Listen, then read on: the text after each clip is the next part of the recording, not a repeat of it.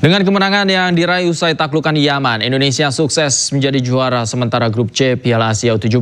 Timnas Indonesia pastikan kantongi tiket ke putaran final Piala Dunia U17 2025. Indonesia mengumpulkan 6 poin dari 2 laga, disusul Korea Selatan di peringkat kedua dan Yaman di peringkat ketiga dengan raihan 3 poin. Sementara Afghanistan berada di peringkat keempat setelah menelan 2 kekalahan beruntun. Selain memastikan diri menuju ke Piala Dunia U17, Timnas Indonesia juga berhasil lolos ke perempat final Piala Asia U17.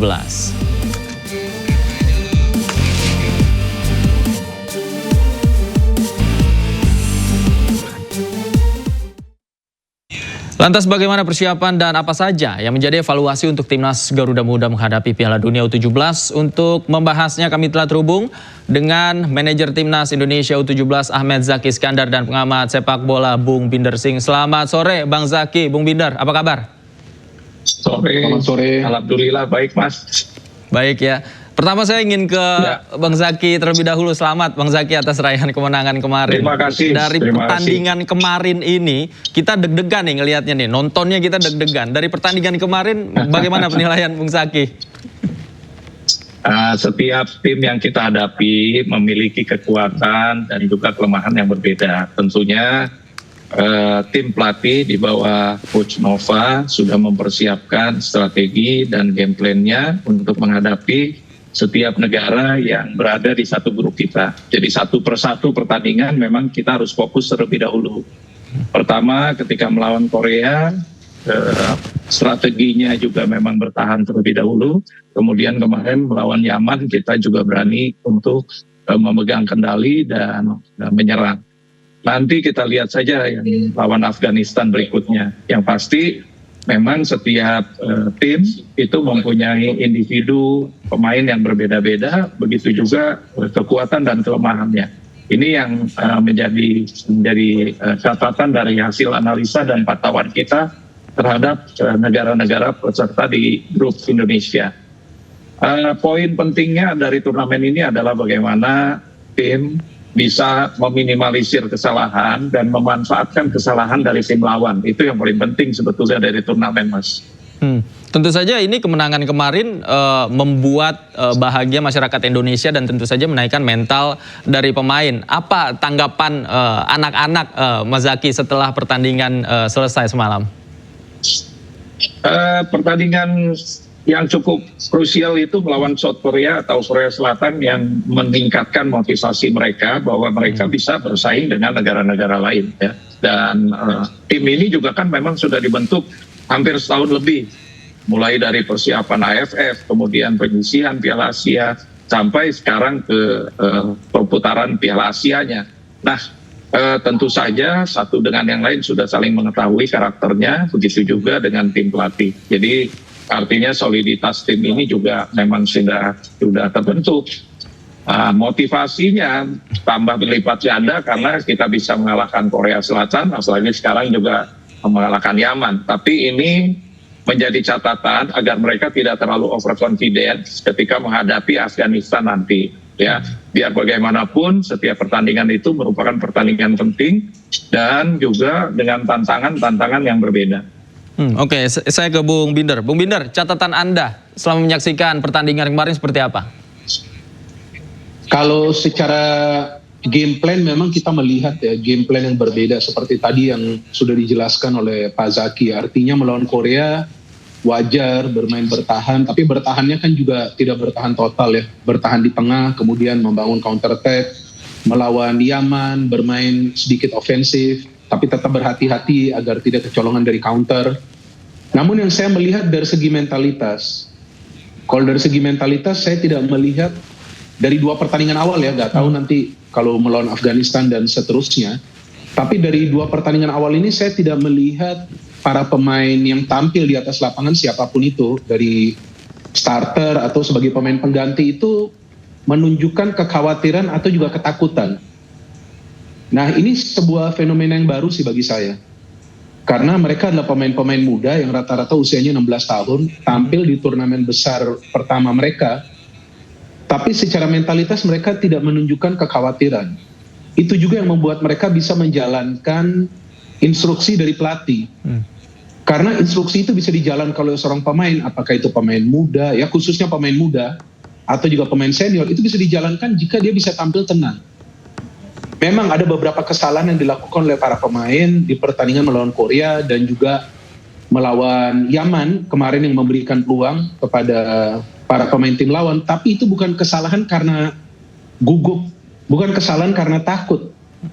Tapi memang itu pada saat mereka menghalau bola tidak terlalu jauh dari ruang pertahanan. Sehingga dimanfaatkan oleh para pemain tim lawan. Tapi bukan kesalahan-kesalahan elementer atau yang biasa kita sebut tuh namanya blunder.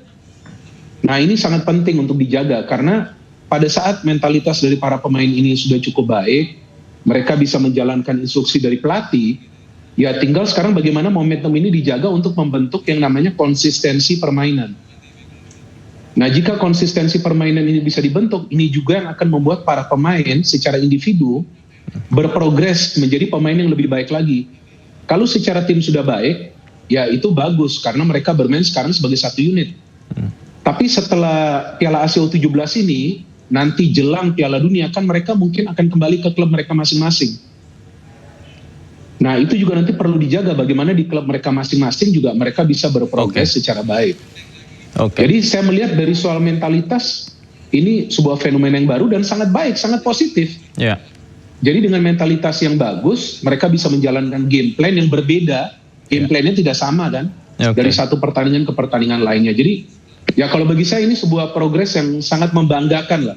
Jadi saya juga sangat bahagia melihat para pemain enjoy di atas lapangan. Kalau para pemain itu tidak enjoy, wah, udah susah mereka menjalankan instruksi. Terima kasih Bang Binder. Iya, nah ini jangan-jangan ada campur tangannya. Mentalnya terus terbangun. Ada campur tangannya Bang Zaki nih untuk membangun dan menjaga mentalitas anak-anak ini. Sebenarnya bagaimana kemudian menjaga konsistensi dan mentalitas di sana, Bang Zaki? Maaf saya interupsi. Peran manajer juga besar dalam menjaga para pemain mentalitasnya, motivasinya juga. Makanya kita juga penasaran nih, apa sih yang dikatakan oleh Bang Zaki kepada anak-anak nih untuk menjaga mentalnya, kemudian kepercayaan dirinya di lapangan? Kita memang memelihara motivasi semangat mereka, kemudian juga kita anjurkan mereka untuk berhubungan dengan keluarga, orang tua, ya ridho dari keluarga dan orang tua, doa dari keluarga kita itulah menjadi obat, memberi semangat dan motivasi ekstra buat anak-anak kita. Alhamdulillah mereka semua sudah kita jaga dengan baik dan kita juga membatasi media sosial mereka. Jadi sekali lagi memang tim ini masih berkembang, mohon doanya, mohon dukungannya agar mereka bisa berlanjut dengan baik di Piala Asia.